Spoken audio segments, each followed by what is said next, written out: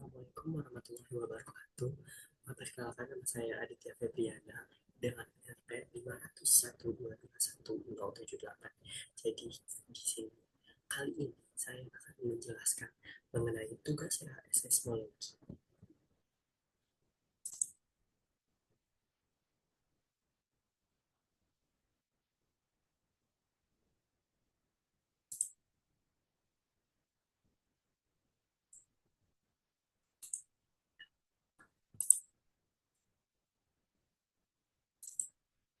Oke, ini merupakan eh, hasil kerja saya sendiri mengenai tugas RHS seismologi. Ya, untuk nomor satu, eh, dengan ini, saya menyatakan bahwa saya mengerjakan EAS berikut sendiri, dan jika hasil pengerjaan saya sama dengan teman saya, maka saya bersedia diberi nilai 0.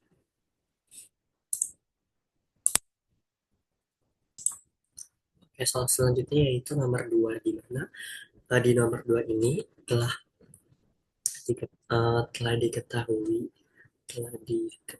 data data tabel yang sudah ada dalam soal, dan di data tersebut ini saya masukkan ke dalam codingan yang sudah Pak Saifuddin telah berikan.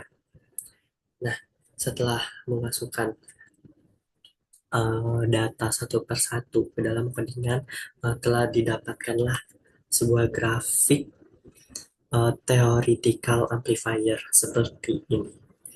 Nah, untuk soal yang A ini, uh, yaitu untuk diskusi mengenai persamaan 2S1 per EN plus FN dan 2S1 per 2EN, di mana kedua persamaan tersebut menggambarkan perbandingan energi seismik antara permukaan dan dasar lapisan tanah yang bergantung pada parameter visi seperti ada Fs yaitu kecepatan geser, ada H yaitu ketebalan tanah, ada densitas itu rho, dan juga ada eh, redaman dari masing-masing lapisan. Namun, pada persamaan 2S1 per EN plus FN itu lebih kompleks karena mempertimbangkan efek redaman internal FN yang menyebabkan pen- yang menyebabkan pengurangan energi pada lapisan di bawahnya. Sebaliknya, pada persamaan 2S1 per 2EN itu mengabaikan redamannya. Nah, ini, dari grafik A yang telah ditentukan, itu terlihat bahwa amplifikasi 2S1 per N plus Fn itu yang berwarna biru ya.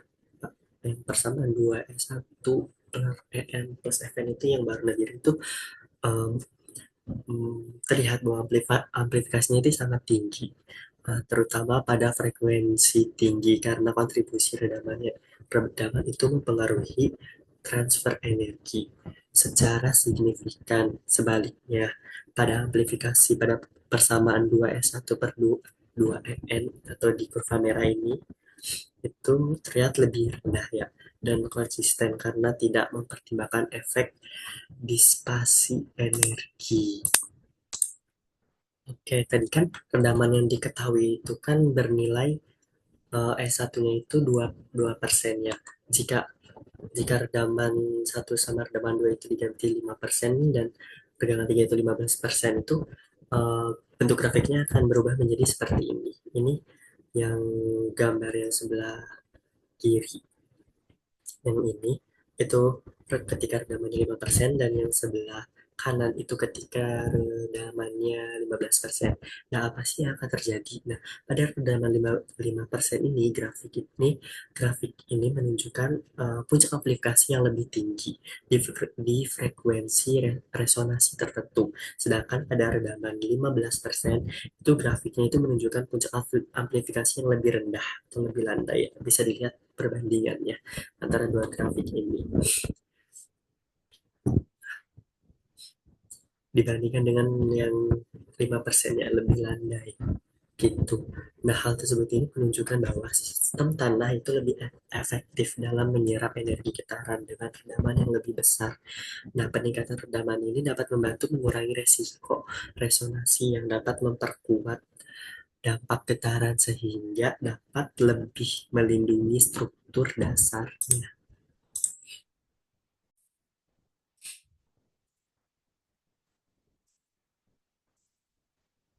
Oke, selanjutnya yaitu soal pada nomor 3. Nah, pada soal nomor 3 juga telah diketahui ada sebuah tabel data yang telah diketahui di mana FS1 ini kita masih kurang tahu. Nah, pada bagian A nomor 3 ini diminta FS1-nya itu kita ganti ke tiga variasi, yaitu FS1 50, FS1 100, dan FS1 200. Nah, di mana ketika kita memasukkan data-data tersebut, data-data yang telah diketahui, ada tabel ke dalam codingan dan juga dengan dengan variasi FS3 variasi FS1 tersebut didapatkan sebuah grafik seperti ini yang dimana yang sebelah kiri ini ketika FS1-nya itu 50 meter per sekon, yang tengah itu FS1-nya 100 meter per sekon, dan sebelah kanan itu 200 meter per sekon FS1-nya. Nah, dari ketiga kurva tersebut, itu nilai amplifikasi tanah pada frekuensi puncak itu semakin menurun seiring dengan meningkatnya nilai FS1. Bisa dilihat ya, ketika ketika FS1-nya lebih tinggi, ini nilai apa namanya nilai amplifikasi yang merah ini akan semakin menurun. Hal tersebut ini menunjukkan bahwa tanah dengan FS1 yang lebih tinggi itu memiliki respon amplifikasi yang lebih rendah, sehingga cenderung lebih stabil terhadap getaran. Nah, peningkatan FS1 ini mengurangi potensi amplifikasi getaran pada tanah dan meningkatkan kestabilan tanah terhadap efek gelombang seismik.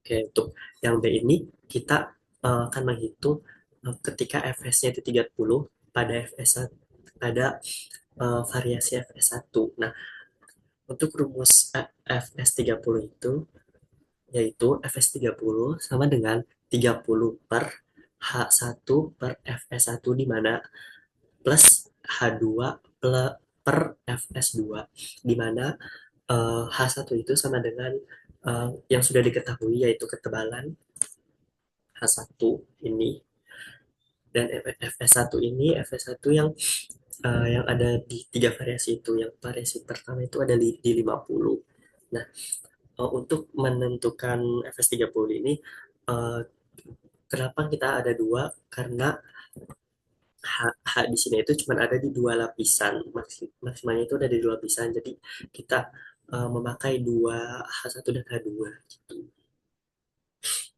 Nah, untuk ini itu tergantung lapisannya ada berapa. Oke.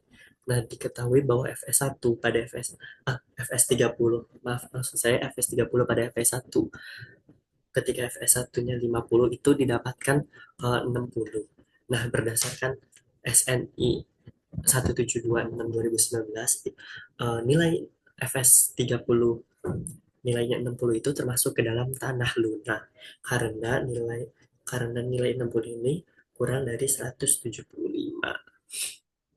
Selanjutnya FS30 pada FS1 100 itu bernilai 100. Nah, nilai 100 ini termasuk ke dalam tanah lunak juga karena masih di bawah 175. Selanjutnya ada FS30 pada FS1 200, ya nilainya itu 150, dan 150 ini juga termasuk ke dalam tanah lunak karena kurang dari 175. Oke, selanjutnya yaitu soal nomor 4. Nah, soal nomor 4 juga telah diketahui ada sebuah data, tabel data yang sudah diketahui di mana H1 di sini ini memiliki variasi yang berbeda-beda. Nah, variasinya tersebut yaitu ada 10 meter, 50 meter, dan 100 meter. Yang dimana yang A ini kita telah menentukan grafik melalui codingan yang telah Bapak tentukan sesuai dengan tabel data dan variasi ketebalan H1, yaitu 10, 50, dan 100. Nah, dari ketiga grafik dengan variasi H1 tersebut, diketahui bahwa H1 10 ini, H1 pada grafik 10 ini, frekuensi rasionya itu berada di nilai paling tinggi dibandingkan dengan eh, dibandingkan dengan H1 50 meter dan H1 100 meter. Hal ini menunjukkan bahwa lapisan tanah yang lebih tebal akan memiliki frekuensi resonansinya itu lebih tinggi. Selain itu, lapisan tanah yang lebih tebal yaitu H1 100 itu lebih banyak puncak resonansinya. Besarnya amplifikasi atau ketinggian puncak itu cenderung lebih ke lapisan yang lebih tipis ya. Ya kan di sini tingginya itu lebih tipis itu ketebalannya. Hal tersebut ini mengindikasi bahwa lapisan tanah tipis itu memperkuat getaran lebih kuat pada frekuensi tertentu. Nah, untuk yang 4D, kita pakai cara yang sama seperti sebelumnya untuk mencari FS30, tetapi sekarang variasi H atau ketebalannya itu yang berbeda-beda. Bagaimana pada uh, FS30 pada H1 sama dengan 10 ini di apa namanya diketahui yang telah dipertimbangkan yaitu bernilai 69,2, di mana berdasarkan SNI lagi, SNI 1726 2019, bahwa nilai 69,2 ini termasuk ke dalam tanah jenis tanah lunak karena nilainya itu kurang dari 175. Selanjutnya yaitu variasi kedua, ketebalan kedua yaitu 50, didapatkan Fs30-nya itu bernilai 36. Nah, 36 juga termasuk ke dalam tanah lunak, dan juga H1-nya 100. Ketika H1-nya 100 itu Fs30-nya bernilai 22,5. Nah, 22,5 juga termasuk ke dalam tanah lunak. Oke, selanjutnya soal pada nomor 5.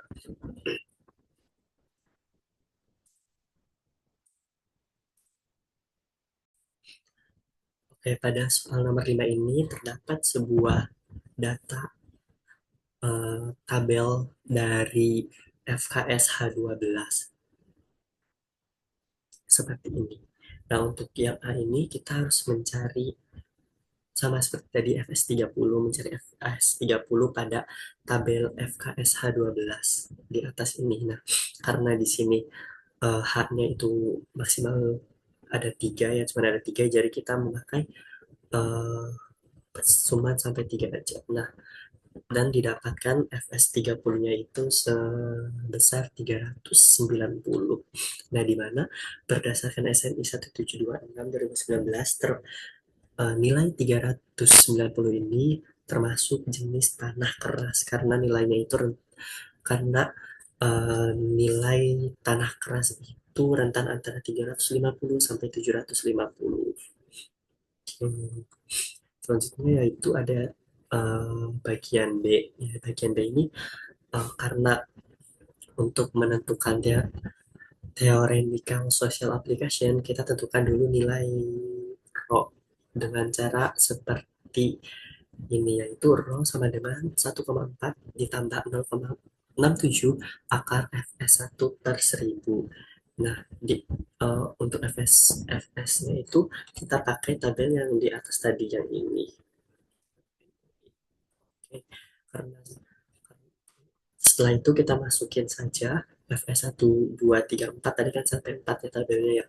Nah, didapatkan rho 1 itu sama dengan 1,735, rho 2 itu 1,82, rho 3 2,18, dan rho 4 itu sama dengan 2,42. Nah, setelah kita dapatkan semua rho-nya dan apa namanya data tabel yang telah didapatkan tadi, baru kita dapat menentukan grafik atau mendapatkan sebuah grafik te, apa namanya theoretical amplifier seperti ini yang telah didapatkan. Selanjutnya yaitu empirical soil amplification, di mana grafik ini saya dapat dari codingan bapaknya. Tidak saya apa-apakan dan langsung saya run, itu hasilnya seperti ini.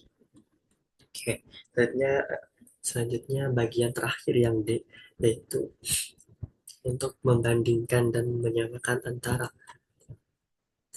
grafik theoretical amplifier dengan empirical soil amplification. Nah, dari kedua grafik tersebut kita bandingkan dan kita cari persamaan dulu. Dari kedua grafik ini menunjukkan hubungan langsung antara frekuensi dan amplifikasi, di mana amplifikasi ini cenderung meningkat pada frekuensi tertentu.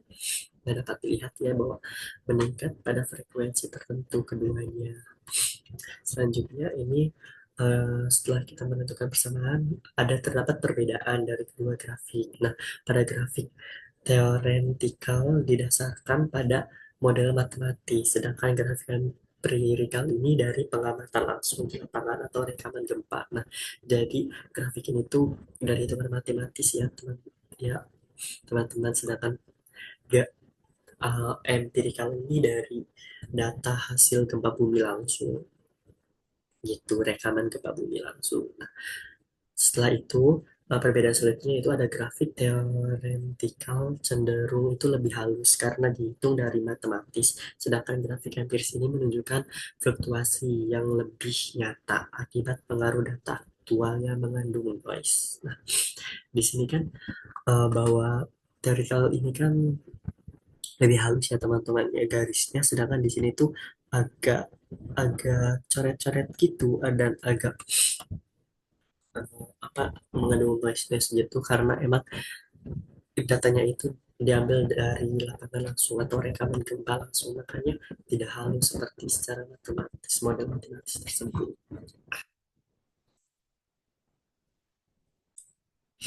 Oke, terima kasih atas waktunya untuk pemaparan mengenai tugas ASS mungkin sudah selesai. Saya ucapkan terima kasih. Wassalamualaikum warahmatullahi wabarakatuh.